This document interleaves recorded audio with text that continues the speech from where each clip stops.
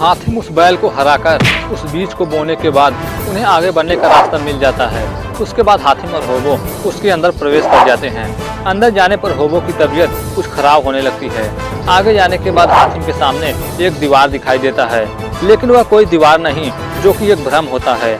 आगे बढ़ने पर उन्हें एक अजीब सी चीज दिखाई देता है जिसमें 4 खाने होते हैं। तभी अचानक हातिम उसमें से एक खाने को खोलते हैं। तभी अचानक हातिम को एक जोरदार झटका लगता है।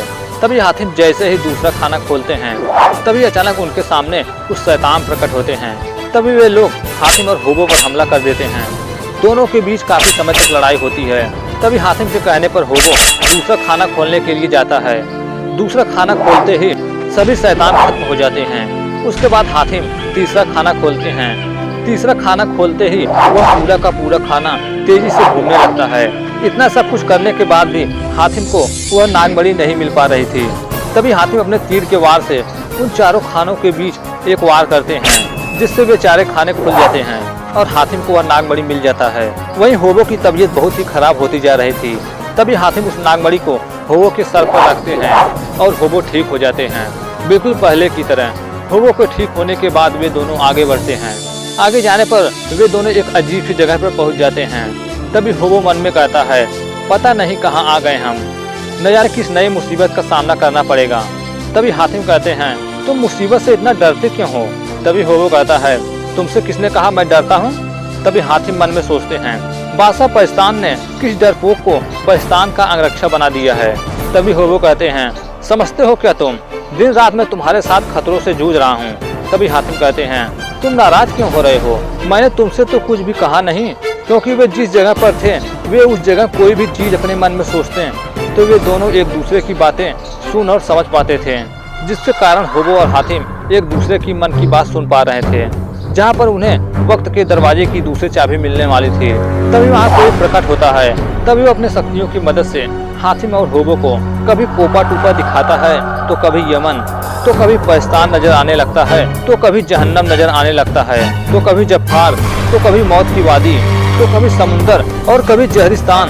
तभी होबो कहता है, हातिम यह क्या हो रहा है, मेरा तो सर चकरा रहा है। तभी हातिम कहते हैं, लगता है यह कोई जादुई दुनिया लग रही है। तभी वो बोलता है, आकाश की दुनिया है ये, मैं हूँ इस दुनिया का मालिक आकाश। इसके बाद हातिम और होबो वक्त के दरवाजे की दूसरी चाबी हासिल करने के लिए आगे बढ़ते हैं। आगे जाने पर हातिम और होबो एक खूबसूरत जंगल की वादी में पहुँचते हैं। तभी उन्हें किसी चट्टान पर कुछ लिखा दिखाई देता है, जिस पर लिखा होता है, खोए हुए सपनों की दुनिया। तभी अचानक उनके सामने वक्त के दरवाजे की चाबी दिखाई देती है। तभी हातिम उसे जैसे ही पकड़ने के लिए जाते हैं, तभी वह वहाँ से गायब हो जाता है। तभी हातिम अपने सामने जैस्मीन को देखते हैं। तभी हातिम जैसे ही जैस्मीन के पास पहुँचते हैं, तभी जैस्मीन भी वहाँ से गायब हो जाती हैं। तभी होबो कहता है, हातिम ये सब क्या हो रहा है? तभी हातिम कहते हैं, लगता है इस जगह का कोई असर है, यहाँ पर हम जो भी चीजें सोचते हैं वो हमारे सामने नजर आती हैं। तभी होबो इसी का फायदा उठाते हुए अपने मन में अच्छे अच्छे फलों के बारे में सोचते हैं और उनके सामने बहुत सारे फल आ जाते हैं। तभी होबो जैसे ही उन फलों को लेने के लिए जाते हैं, तभी वे सारे फल वहाँ से गायब हो जाते हैं। तभी अचानक उस दुनिया को चलाने वाला आकाश आता है और वह कहता है, नादान, इसे खेल समझ रहे हैं। तभी वो अपने शक्तियों की मदद से हातिम और होबो पर हमला करता है। तभी अचानक उनके चारों एक भवंडर सा आ जाता है। उसके बाद हातिम और होबो उस भवंडर में गायब होकर एक दूसरी जगह पहुंच जाते हैं। तभी अचानक वहाँ रुबीना आती है और हातिम से जैस्मीन को छीनकर अपने पास ले लेती है और अपने शक्तियों की मदद से हातिम और होबो को बंदी बना देती है। और रुबीना जैस्मीन को लेकर वहाँ से गायब हो जाती है और अपने महल में ले जाकर जैस्मीन को मम्मी का कपड़ा पहनाकर ताबूत में बंद करने लगती है। तभी वहाँ अचानक हातिम और होबो आते हैं, जहाँ पर बाबा बहरोस और बादशाह तिरसान भी होते हैं। तभी हातिम रुबीना से जैस्मीन को छोड़ने के लिए कहते हैं। तभी रुबीना कहती है, नहीं हातिम, यह हम दोनों के बीच का कांटा है और मैं इस कांटे को उखाड़ फेंकूंगी, लेकिन उससे पहले मैं तुम्हारे मददगारों को इनका इनाम देना चाहती हूँ, जिन्होंने वक्त के दरवाजे की चाबी हासिल करने में तुम्हारी मदद की। उसके बाद रुबीना उन दोनों को खत्म कर देती है। तभी हातिम उस पर हमला कर देते हैं। तभी हातिम और उनके बीच लड़ाई शुरू हो जाती है और ये लड़ाई काफी समय तक चलती है। तभी रुबीना अपने शक्तियों की मदद से हातिम और होबो के तलवार को गायब कर देते हैं और जैस्मीन को मम्मी बनाकर उसे ताबूत में बंद कर देते हैं। वहीं दूसरी तरफ पहस्तान के बादशाह होबो से कहते हैं, बुज़दिल डरपोक, अब तू कौन सा चेहरा लेकर मेरे सामने आया है? तुझ पर भरोसा करके मैंने तुझे अपने बेटी का अंगरक्षक बनाया था, लेकिन तेरे आंखों के सामने उसकी जान चली गई। तू कुछ भी नहीं कर पाया। अब मैं तुझे जिंदा नहीं छोड़ूंगा। तभी परेशान के बादशाह होबो पर हमला कर देते हैं। तभी होबो उनके हमले से बचने की कोशिश करते हैं और गलती से वह तलवार बादशाह को लग जाता है और बादशाह की मौत हो जाती है। तभी वहाँ हातिम आते हैं और होबो रोते हुए बताता है, गलती से मेरे हाथों से बादशाह का खून हो गया। वहीं दूसरी तरफ नजूमी सुनैना को पकड़कर ले जा रहा होता है और कहता है, चलो जब्बार की होने वाली महारानी, आज तुम्हारी शादी जादूगर बादशाह से होकर रहेगी। तभी वहाँ हातिम आते हैं और सुनैना को छोड़ने के लिए कहते हैं। तभी नजूमी कहता है, खबरदार, अगर एक भी कदम आगे बढ़ाया, आज मुझे यहाँ से इसे ले जाने के लिए कोई नहीं रोक सकता। जादूगर बादशाह ने जो तुझे 7 सवालों का जवाब लाने के लिए 7 महीनों का मुद्दत दी थी, वह भी पूरा हो गया। तभी सुनैना कहती है, अब तुम कुछ नहीं कर सकते हातिम, तुम कुछ नहीं कर सकते। तभी सुनैना तलवार से उस पर वार करके खुदकुशी कर लेती है। तभी विशाल सुनैना के पास जाते हैं। तभी सुनैना कहती है, विशाल, अगर मैं तुम्हारी नहीं हो सकती तो किसी और की भी नहीं हो सकती। जिस हातिम पर हमने भरोसा किया वह शैतान दज्जाल से नहीं जीत पाया, लेकिन मैंने अपनी जान देकर उस शैतान के इरादे को मात जरूर दे दी। उसके बाद सुनैना की मौत हो जाती है। वहीं दूसरी तरफ यमन में दज्जाल के शैतान हमला करते हैं। उसके बाद यमन के लोग हातिम मुर्दाबाद का नारा लगाते हैं। तभी हातिम उन लोगों से कहते हैं कि तुम लोग ये क्या कह रहे हो? तभी यमन वाले कहते हैं, हातिम, तुमसे हम नफरत करते हैं, तुम्हारी वजह से यमन उजड़ गया, हम सब तबाह हो गए। बादशाह और महारानी को खत्म कर दिया दज्जाल ने। दज्जाल ने यमन पर कब्जा कर लिया है। तुम हार गए शहजादे, तुम हार गए। और वे जब्बार जिंदाबाद का नारा लगाते हैं और यमन के लोग पत्थरों से हातिम पर हमला करते हैं। उसके बाद हातिम और होबो वहाँ से भागकर दूसरी जगह जाते हैं। तभी होबो कहता है, सब खत्म हो गया हातिम, सब मर गए और वह दज्जाल जीत गया और हम हार गए और ये सारे तबाही का जिम्मेदार हम हैं और इन सारे मौत का जिम्मेदार हम हैं। अब हमें जीने का कोई हक नहीं हातिम, हमें मर जाना चाहिए। तभी हातिम कहते हैं, नहीं नहीं, अभी तक हम हारे नहीं हैं। मैं दज्जाल से इन सब की मौत का बदला लूंगा, अपने यमन को दज्जाल के कैद से आजाद करवाऊंगा, अपने माँ बाप के खून का। तभी होबो कहता है, बस करो और बंद करो ये बड़ी बड़ी बातें। मैं जानता हूँ कि तुम कुछ भी नहीं कर सकते, तुम्हारे हाथों में कुछ भी नहीं है। हार मान लो हातिम और अपनी इस शर्मनाक जिंदगी को खत्म कर दो। वैसे भी हमें जीने के लिए बचा ही क्या है।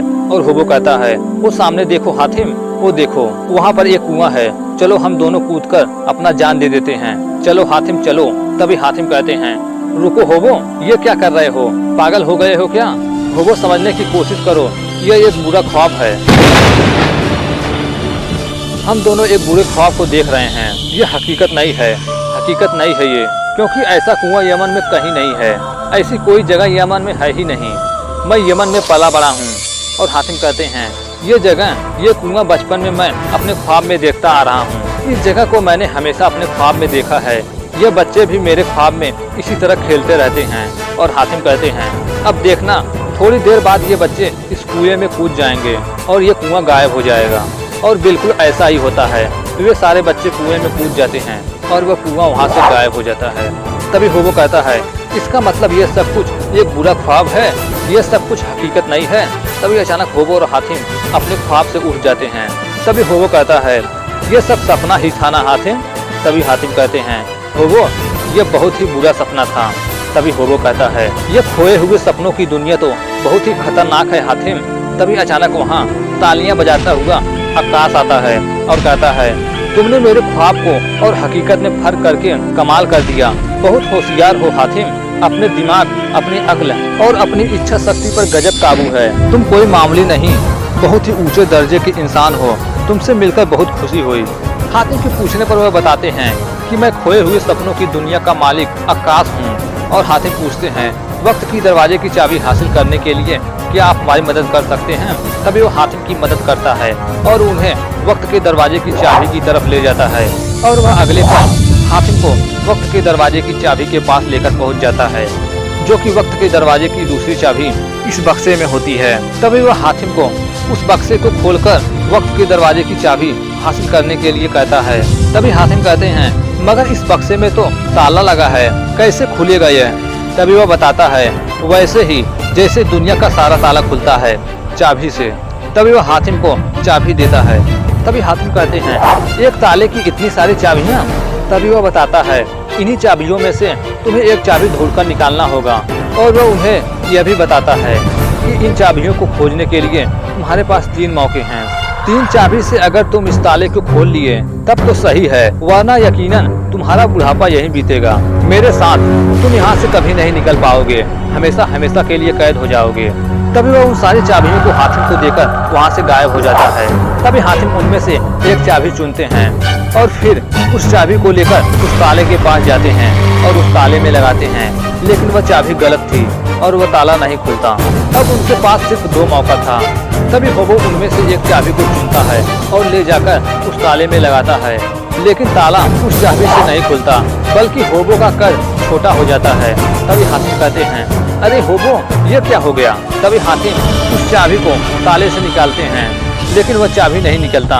तभी हातिम होबो को अपने हाथों पर लेकर उस चाबी को निकालते हैं।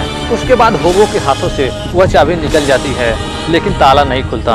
अब उनके पास आखिरी मौका था। अगर वे इस बार चूक जाते हैं तो वे हमेशा हमेशा के लिए वहाँ कैद हो जाएंगे। तभी होबो गुस्से में आकर उस चाबियों को दूर कहीं फेंक देता है। तभी अचानक वे सभी चाबियाँ किसी पात्र के रूप में बदल जाती हैं, जिस पर चाबियों के छोटे छोटे खाने बने होते हैं। तभी होबो कहता है, लगता है हातिम, असली चाबी का राज इसी में छुपा है। तभी हातिम उस पात्र में बने खाने के सभी चाबियों को लगाते हैं। सभी चाबियों को उस खाने में लगाते ही वह एक चाबी के रूप में बदल जाता है और उन्हें एक दूसरी चाबी मिल जाती है। तभी होबो कहता है, लगता है हातिम, यह उस ताले की असली चाबी है। उसके बाद हातिम उस चाबी को ले जाकर उस ताले में लगाते हैं और उस ताले को खोलने की कोशिश करते हैं। तभी वह ताला खुल जाता है। उसके बाद हातिम उस बक्से को खोलते हैं। बक्से को खोलने के बाद उन्हें वक्त के दरवाजे की दूसरी चाबी मिल जाती है।